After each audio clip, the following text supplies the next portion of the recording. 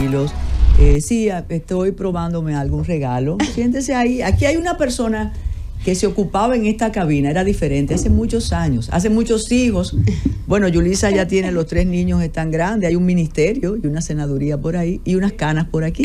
Y ahí está esa joven. Pero tenemos a Juan David Botero por aquí. Pero Carolina quiere hacer una reseña de una experiencia extraordinaria que usted tuvo en Orlando, en esa feria que nosotros tuvimos a bien invitar y de describir cuando estaba el cónsul, el estimado Oli Matos. Oli Matos se ha portado muy bien con usted. Ay, sí. Él fue que me mandó los lentes. Sí. Y muchas cosas más. Y muchas cosas más. Y de veras que me sentí tan satisfecha del extraordinario trabajo que ha estado haciendo el Consulado General de la República Dominicana en Orlando. Óigame, ojalá el 10% de las delegaciones nuestras estuvieran haciendo este tipo de cosas. O sea, incluso hasta con las limitaciones de recursos, porque LATAM 2025, que es una muestra comercial, no es una feria.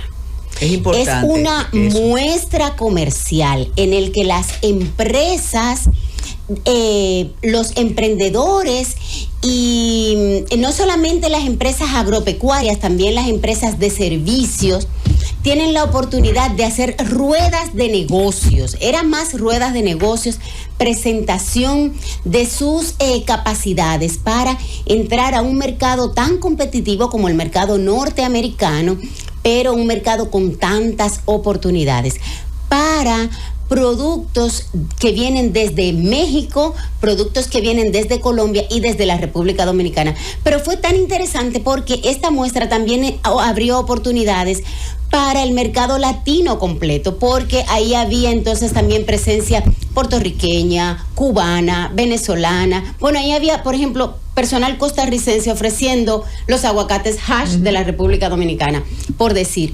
Y entonces un país con las limitaciones que tiene República Dominicana con relación a México, por ejemplo, que el consulado en Orlando es el segundo consulado en Estados Unidos. Nosotros fuimos al consulado de México en Orlando y es una ciudad. Tienen un estadio, una escuela, una universidad dentro del recinto del consulado. O sea, ellos tienen un sistema de leyes de tránsito dentro del recinto del consulado. O sea, lo que es de que el espacio de la embajada del consulado de los Estados Unidos aquí en República Dominicana, eso es un patiecito con relación al espacio que tiene México allá. Y nosotros que tenemos un consulado que es un localcito, un edificio chiquitito, tener la oportunidad de participar de una muestra así en el puerto de Tampa Bay, realmente es una oportunidad muy grande. Ojalá para la del año próximo marcas de prestigio y marcas país de la República Dominicana se animen a apoyar, porque en esta ocasión fueron más como los emprendedores como pequeñitos, y que a mí me habría gustado ver marcas grandes que los dominicanos añoran, porque, óigame, ahí estaban empresas como Costco, como Walmart, buscando oportunidades y se pasaron todos los días ahí preguntando, curioseando, incluso buscando gente hasta para contratarlas para trabajar en sus áreas. O sea, yo estoy de veras que muy satisfecha. En mi caso tuve oportunidad de aportar en mi tema. Saludo a Pro Dominicana y saludo mucho el esfuerzo también del consulado dominicano, porque ponerse de acuerdo con los intereses de 3 países para lograr colocar más de 150 empresas que están presentes ahí en 2 locaciones totalmente diferentes a más de 148 kilómetros de distancia que estuvieron los 2 lugares. Realmente es una logística impresionante, y que nadie se peleara ni se jalara los moños y que todos termináramos felices es loable. Yo saludo de veras a mi amigo Oli Matos y quiero de veras agradecer al Señor por esta oportunidad que se le abre a la República Dominicana, y toda esa gente que se le abrieron puertas, que no las desperdicien, que le den seguimiento, y los que no pudieron ir este año, pues que se preparen con tiempo, que llenen sus formularios a tiempo para que puedan aprovecharlas del año que viene. Y durante esta semana, Carolina va a seguir comentando porque hay muchos detalles. ¿Usted vio a Janilda? No, Janilda no pudo asistir ahí, no pudo asistir a este. Mira, hay muchos evento. detalles con esos mismos productos que menciona Carolina, que quizás no eran las grandes marcas, pero todo lo que se produjo, y luego yo la voy a entrevistar a ella porque estuvo con su libro y su libro fue muy exitoso. Sí, así es. De hecho, bueno, incluso tuvimos que apoyar a la Cámara de Comercio de Colombia, la Cámara de Comercio colombiana en Orlando, que con ellos acordamos incluso un plan de capacitación para sus asociados, porque ellos tienen algunos desafíos, específicamente en asegurarse que su cadena logística y su cadena de suministro no sea contaminada o utilizada con fines no lícitos. Entonces encontraron mucha utilidad en el contenido de el libro para depurar a sus clientes de manera amigable. Yo que vi unas bananas muy lindas hoy, usted vio un cargamento muy lindo de porcelana, pero adentro tenían unas cosillas. Sí, incluso las autoridades del puerto de Tampa Bay nos invitaron para que la próxima vez que vayamos a Orlando le demos un proceso de capacitación a su propio personal, porque como el libro está vamos a perder, en inglés. No, todo lo contrario, es una ganancia de colaboración. Claro. Juan David Botero, tú sabes que siempre es importante tener un contacto directo, porque uno a través de las redes, si uno mira, uno curiosea, pero hablar con una persona que ha ejercido el periodismo en otro país, aunque ya, como yo decía en la presentación, el periodismo es universal y usted puede reportar desde Kiev, aunque de Salcedo no, usted sabe que Salcedo está ardiendo ahora mismo, hay una huelga. Bueno, pero eso es otra cosa. Y cuando conocí a Juan David Botero en una actividad importantísima y gracias a una persona muy importante para nosotros aquí, mira, sí, le voy a decir a Yulisa que estuve con usted. A la otra persona no se le puede llegar, ¿usted entiende? Y yo dije, pero Juan David Botero debe participar con nosotros, contarnos cómo es. Siempre tenemos, así como se tiene la agencia EFE, Radio Exterior de España, la BBC, pero siempre Caracol ha sido como, Caracol, esa cadena. Y nos ha tocado, por ejemplo, a nosotros que tenemos bastante tiempo en estos medios, en momentos difíciles, cuando ha habido huracanes, algún conflicto aquí, transmitir y decir, tenemos un amigo muy apreciado, Juanjo Macías, por allá. ¿Cómo es estar en Caracol y cómo es ver un periodismo desde aquí? Y ver alguna forma que usted dice, eso no sería en Caracol, pero bienvenido. Muchas gracias por la invitación, primero que todo. Pues, a ver, yo considero que el periodismo en Colombia es un poco más volátil que el periodismo de República Dominicana, seguramente por las circunstancias en que vive el país, ¿no? Es bien sabido que el país pues vive en un conflicto entre comillas eterno, entre guerrillas, BACRIM, carteles de narcotráfico, y eso pues es un fiel reflejo de lo que ocurre también en los medios de comunicación. Un factor también que influye es que estamos viviendo un suceso histórico, que es el primer gobierno de izquierdas en un país que lleva prácticamente toda su historia regido por la ideología de derechas. Y eso se ve muy reflejado en los medios de comunicación, digamos los medios tradicionales que están acostumbrados a lidiar con gobiernos de derecha. Entonces, la llegada de un gobierno de izquierda, digamos que pone todo patas arriba, en el sentido de que son ideas nuevas, son reformas nuevas, es otra visión de ver el país. Y a nosotros como periodistas nos corresponde otra visión también de ver la profesión. En Colombia yo creo que hay en este momento una guerra informativa, si lo podría decir, en el sentido de que hay bandos muy claros de los medios independientes y públicos contra los medios tradicionales.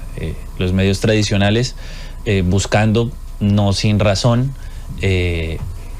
ver cómo se desarrolla este primer gobierno de izquierdas y en algunos casos muy particulares ver esas fracturas que deja ese gobierno de izquierdas, y los medios independientes y públicos intentando de alguna manera sanar esas grietas. Como periodista pues a nosotros nos toca cubrir realmente la volatilidad desde la llegada del gobierno Petro, inclusive unos meses antes también, las protestas sociales en Bogotá y en diferentes ciudades del país como Medellín, Cali, se hicieron muy notorias. Yo no sé si acá de pronto llegó todas las noticias que habían del estallido social, de toda la violencia que dejó. Y la protesta social se convirtió, por lo menos todo el 2023, se convirtió en el pan de cada día. Sí, vimos hasta destacamentos policiales atacados, cosa que no era común. No era común, en Colombia nunca ha sido común eso, y eso fue un hecho muy curioso porque fue la muerte de Javier Ordóñez y la población pues reflejó lo que en ese momento sentía contra el gobierno del presidente Iván Duque, y eso pues fue fiel reflejo en las urnas ya cuando llegó el presidente Gustavo Petro. También hay una tendencia en Colombia, especialmente en una ciudad como Bogotá, que es una ciudad ingobernable en el sentido de la amplitud que tiene de habitantes, la amplitud de contextos sociales, de pobreza, de violencia, pero también de mucha cultura y muchos beneficios para la población. Y ser reportero ahí realmente es una aventura. Y un clima estupendo. Bueno, sí, el Caribe y los Andes es una gran diferencia. Juan David, usted habló de manera como muy normal de la volatilidad y mencionó el narcotráfico. Cuando uno escucha el narcotráfico y piensa en Colombia, y además de la era de violencia en Colombia, que no tiene que ver con el narcotráfico, eso es un periodo histórico de ustedes, que tiene años, exacto. Es tan normal mencionar el narcotráfico sin consecuencias. Es decir, usted hace un reportaje o un comentario en una emisora, en una cadena, y piensa que cuando baje por la escalera lo van a matar. Allá no. Realmente, o sea, yo no sé cómo se ve el narcotráfico en Colombia desde otros países, pero uno que vive allá, el narcotráfico está inmerso en las células de la sociedad. ¿A qué me refiero?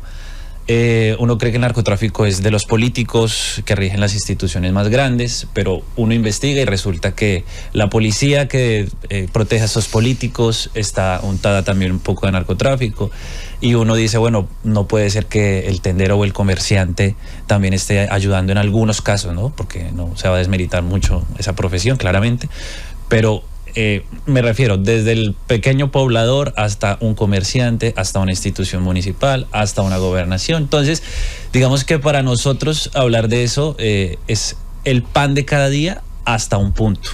En el punto en donde sí, porque no hay muertos legendarios del periodismo por el narco. Exacto. Por la política. Exacto. Hablarlo está bien. Investigarlo a fondo sí ya pone en peligro la vida de muchos periodistas, especialmente en la zona rural de Colombia, donde ellos están a centímetros, a kilómetros, a metros de estos grupos que justamente se encargan de disipar el narcotráfico, de introducirlo en las células más pequeñas de la sociedad. Ustedes tienen una particularidad que me contaba hace muchos años una periodista chilena que ayudaba en algo a la prensa, y eran las revistas. Como la revista no es inmediata y no dice mataron a fulano, se robaron tanto, y se permite algo más tranquilo, una investigación, y permanece, no es la inmediatez. Y ustedes tienen una revista muy buena allá. ¿Cómo se da ese fenómeno? Esa revista, esa opinión ahí va por encima, incluso denuncia algunos problemitas con la administración Petro, que de eso vamos a hablar, todo el escándalo con Benedetti, con una persona que era la mano derecha de Petro. ¿Cómo se mantiene esa independencia? Bueno, no me gusta, aquí tenemos tantos problemas con independencia, que es una calle. Entonces, sí. Yo supongo que estás hablando de la revista Semana. Exacto. Exactamente. Dame una lectura imprescindible. Exacto. Me encanta. La revista Semana yo creo que ha tenido dos momentos. Uno antes de la llegada de Vicky Dávila, que era la directora, y otro después. Digamos que la apuesta antes de Vicky Dávila era la apuesta impresa, la apuesta de investigaciones que salían a profundidad los fines de semana del suceso más importante que haya ocurrido en los 7 años. Muy bien impresa, satinada, sí, bonita. Atinada, bonita, unos columnistas pues que eran de primera en ese entonces, y la llegada de Vicky Dávila fue la apuesta digital. Entonces digamos que se juntó la información impresa con la inmediatez de lo digital, y la idea era combinar las dos y posicionarse como la mejor revista en Colombia, que en términos de clics y de likes lo logra.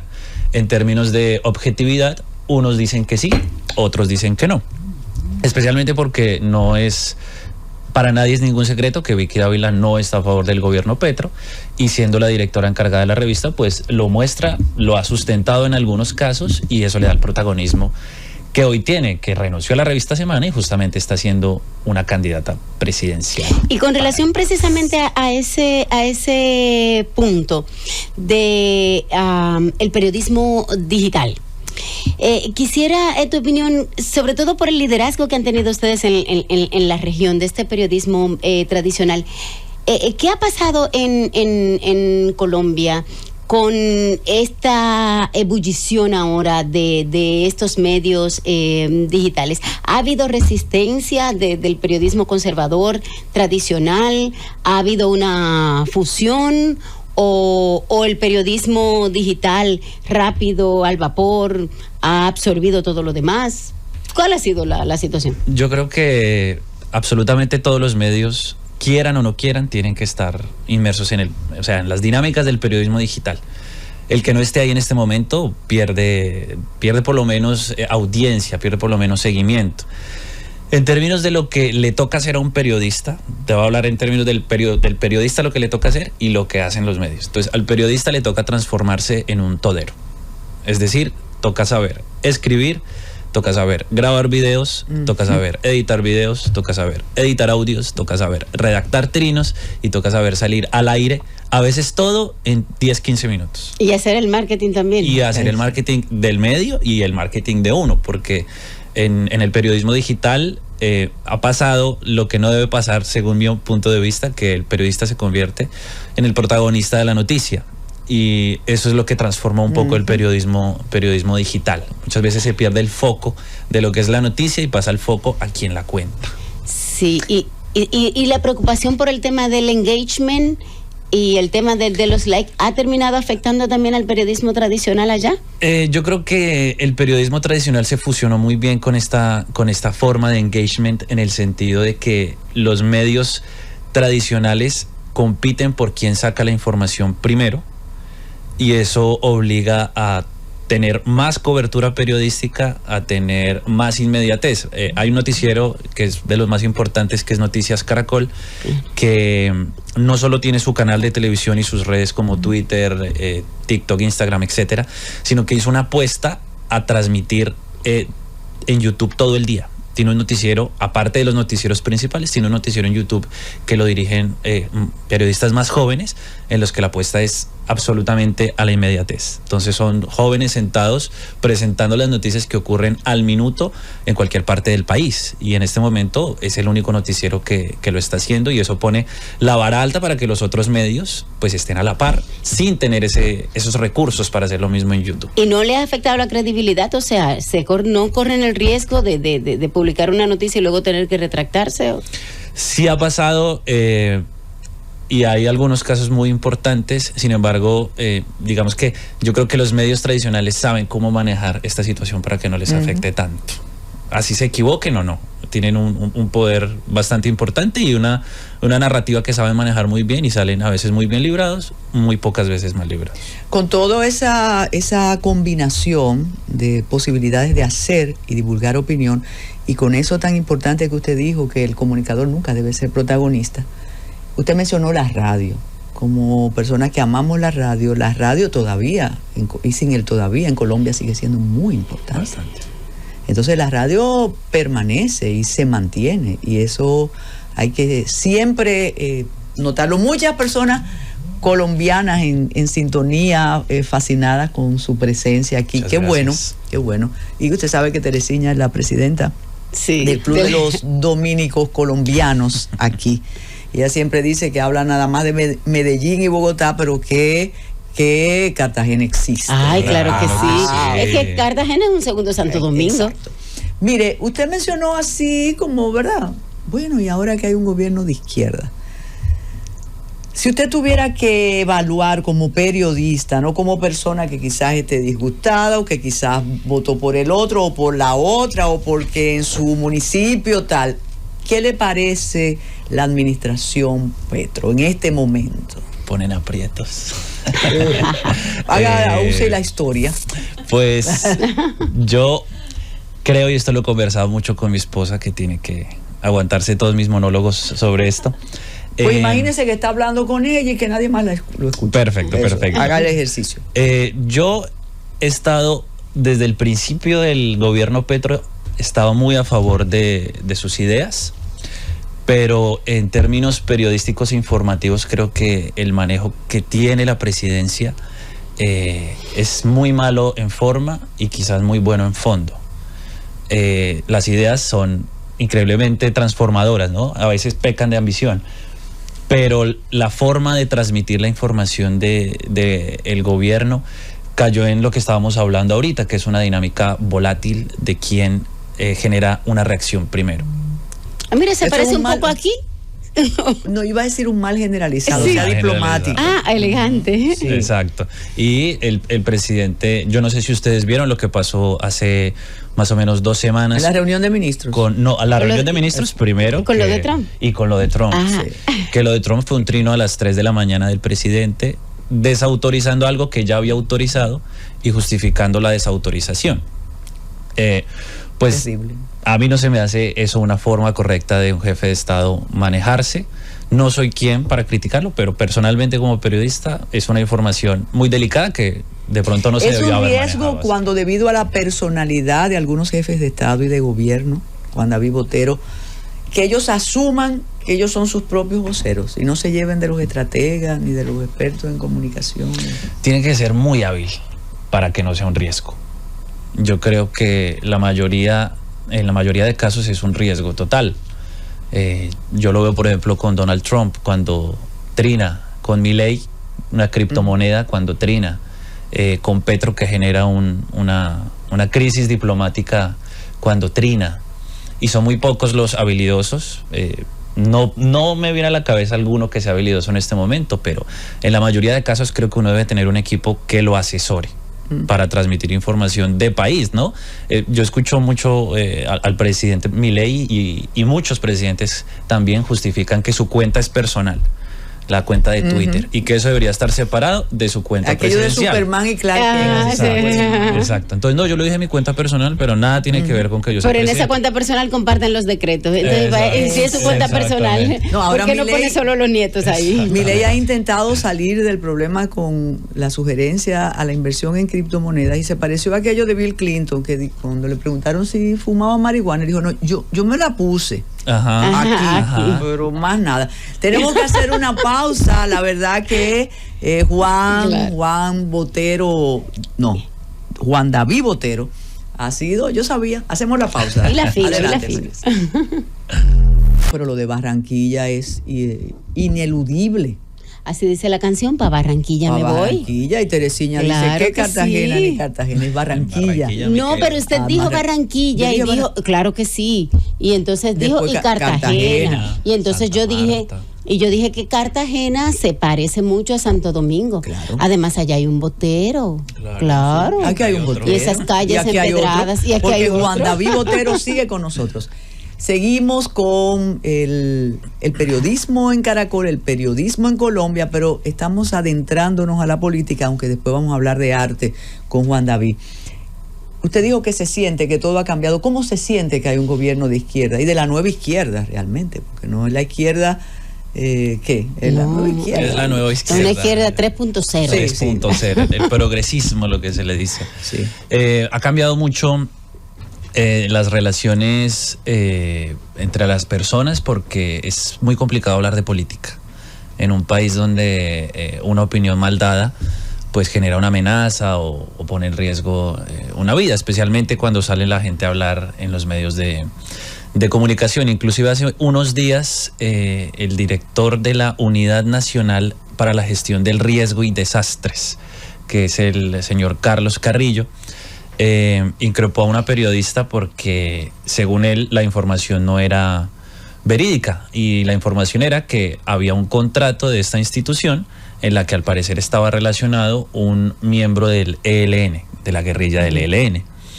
La periodista pues dice que todo indica que parece ser que ese contrato está ahí, y el director le hace el llamado de atención para él de que esa información no se puede entregar así porque puede poner en riesgo la vida de las personas que están justamente en ese contrato. Y ese es el pan de cada día. Es decir, Pero entonces hay riesgo con el ejercicio del periodismo. Lo decíamos en relación al narco y usted decía que casi no. Sí. Pero entonces con lo político sí. Con lo político es mucho más Y complicado. ustedes tienen Pero héroes. qué interesante.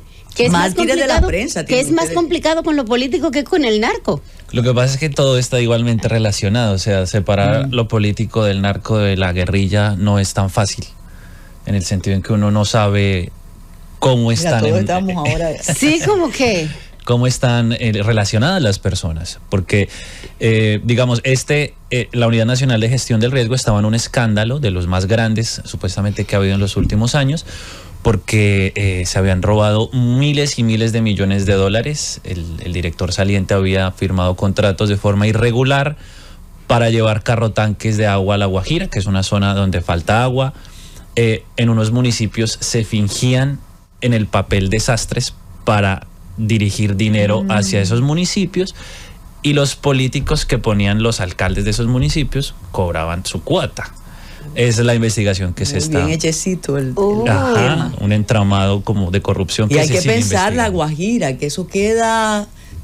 Por cierto, las instituciones... Bueno, una magistrada del sistema electoral pertenecía a La Guajira, y el tránsito de La Guajira a Bogotá es una cosa... Loquísima. Ujú. Exacto, es que ustedes tienen un país con 2 océanos. Con 2 océanos, como con 17 acentos, Exacto. 45 tipos de comida, todo. Es un país realmente muy rico. Y aquí le hace falta todo eso aquí. Pues siempre hace falta la tierra, pero yo la verdad estoy muy contento en Santo Domingo. Todos los días yo le digo a mi esposa, amo esta ciudad. ¿Y qué tiempo tienes acá? Tengo 5 meses. Pero todavía tiene el encanto, todavía la gloria inmarcesible Exacto. le persigue. Exactamente, me Gloria persigue. inmarcesible, yo sé. Mire, algo, bueno, muchas preguntas, que de qué parte es, pero a propósito del cambio con el presidente Gustavo Petro, la percepción que se tiene desde hace un tiempo es que hay instituciones colombianas que están más allá de los intereses coyunturales partidistas. Incluso dependiendo, aquí cuando se habla de clasismo y demás, hay familias que están detrás de las instituciones colombianas hace mucho tiempo. ¿Se mantiene eso? ¿Es una percepción desde afuera? ¿O también el nuevo sistema trata de adentrarse a esas instituciones? Se mantiene. Yo creo que es un mal eterno que tenemos, como una maldición, en el sentido de que las regiones funcionan como por clanes, en clanes de familias. Entonces es bien sabido que en la costa hay un clan de una familia, que en la región cafetera hay un clan de otra familia, y llevan tantos años inmersos en las situaciones del país que el primo del primo del primo resulta siendo el vicepresidente de una de las empresas más grandes de salud, o el hermano del sobrino de aquel resulta siendo el gerente de carreteras. de carreteras, y siempre están inmersos, y el primo del primo del primo paga su cuota política al partido que pertenece. Y se va haciendo un entramado de corrupción, o no de corrupción, digamos, porque puede que no haya corrupción en sí, pero un entramado de influencia política que se mantiene con los años, la verdad. Es como un nepotismo. ¿Se asustó? Sí, porque un nepotismo sí. institucionalizado. Prácticamente, se podría decir. Sí, se queda como que... ¿Qué pasa? Que con la llegada de este gobierno, por lo menos en el papel o en las palabras, se dice que se quiere cambiar las cosas. Dejar este poder oligarca, aristocrático, que son las palabras que utiliza el presidente, para hacerlo un poco más limpio. Y en este sentido es cuando surge la volatilidad de los medios de comunicación, porque entonces tal persona de tal clan familiar sale a acusar al presidente de que quiere, digamos, destruir la salud del país porque quiere proponer una reforma que cambie absolutamente todo, y sale del otro bando a decir que justamente esa persona hace parte de un clan familiar que tiene un presidente en una empresa de salud y que por eso no quiere que la reforma pase. Y además, así en diferentes tiene temas. mucho tiempo, porque indiscutiblemente la nueva administración va a crear sus clanes, aunque no pertenezcan, no tengan sangre azul. Pero... Exactamente, que ya los tiene, que igual los clanes Claro. que tiene son de los partidos tradicionales. Claro. ¿Y los colombianos, qué expectativas tienen con relación a los cambios? ¿O cómo impactará este gobierno de izquierda? O sea, ¿qué expectativas tiene la población? ¿Qué se percibe? Es muy polarizado, es bastante polarizado. Es un país caótico en ese sentido. La oposición de Petro no tiene ninguna esperanza en que funcionen las reformas y considera que lo que se está haciendo en su mayoría pues es cambiar absolutamente todo y cambiar lo que funciona. O sea, digamos, la oposición dice, puede que no funcione tan bien, pero cambiar lo que funciona radicalmente generaría un riesgo total. Por el otro lado, dicen, hay que cambiar lo que ha estado en manos de políticos de 50 años, que en su mayoría han desangrado al país en corrupción, y los cambios no se hacen en 4 años, dicen desde el otro lado.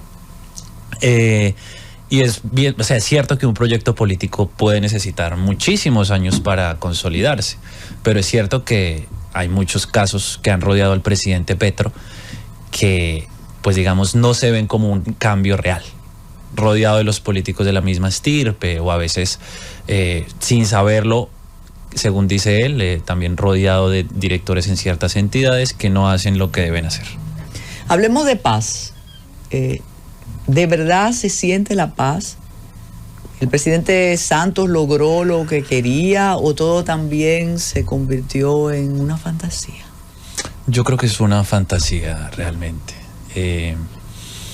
Digamos, cuando se firma la paz en el gobierno Santos, salen miles de exguerrilleros a la reinserción, a la vida civil.